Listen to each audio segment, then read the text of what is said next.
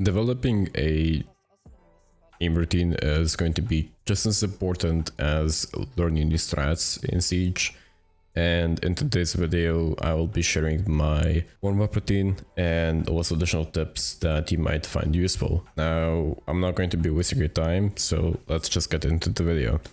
So the first tip that I have for you is not to change your settings all the time. Now, if you're playing around with like video settings, so something like shadows or LOD quality, stuff like that, it's fine as long as you're not touching your sensitivity, your HUD, your mouse multiplier, like things like those that directly impact how much you have to move your mouse around. The reason for that is that I want you to build consistency, since when you're consistent, it is much easier to hit shots that before seemed unimaginable. So if you change it around all the time, like every 3 months, something like that, what's going to happen is that you're going to have like a honeymoon phase, and then after that, you're gonna feel like you're going into a slump. So you miss your shots, and we all know how tilting that can be. With that out of the way, we're actually going to be going into the part where you're gonna start warming up. Now, if you use aim trainers, it is fine, even though I'm not the biggest fan of them, but the way that you would usually utilize them the most, and when I did use them for like a short period of time, what I did is, if I had enough time, I would also do a hand warm-up.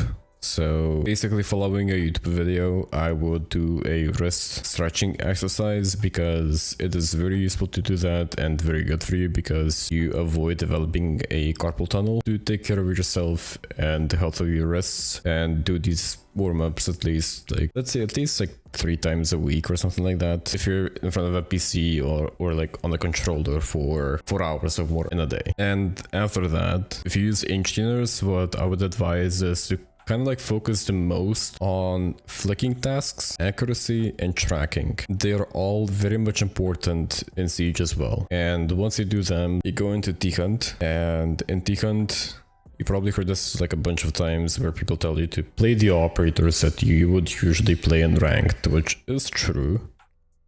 You should play those operators, but like at the same time, try different things. So that means trying DMRs if you hate them, or trying to play the SMG11 because people hate that gun as well. But I'm gonna go back to DMRs, and I think that they will be very much crucial in your development when you're trying to improve your aim, because if you don't already use them, what happened to me, because I used to hate them, was that my aim, after like let's say a month or 2 months of using them in T-Hunt as well, it improved by a large margin. Like, I was more aware of my positioning, I was quicker to like readjust my aim. So flicking in general just became a lot more easier. And I also didn't spray as much as I used to, because you can spam DMRs, but like you can't exactly like spray them. So, and besides that, like, they are a very useful weapon in general in Siege, because you can like open hatches with them, you can make it like additional like vision holes, you can do a lot of stuff with them. And at the same time, if you're like in a lower rank, they're kind of a cheese weapon. But when it comes to the duration of the warm-up, what I would suggest is around like 20 to 30 minutes at most. They don't have to be like an hour long unless you just have that much time.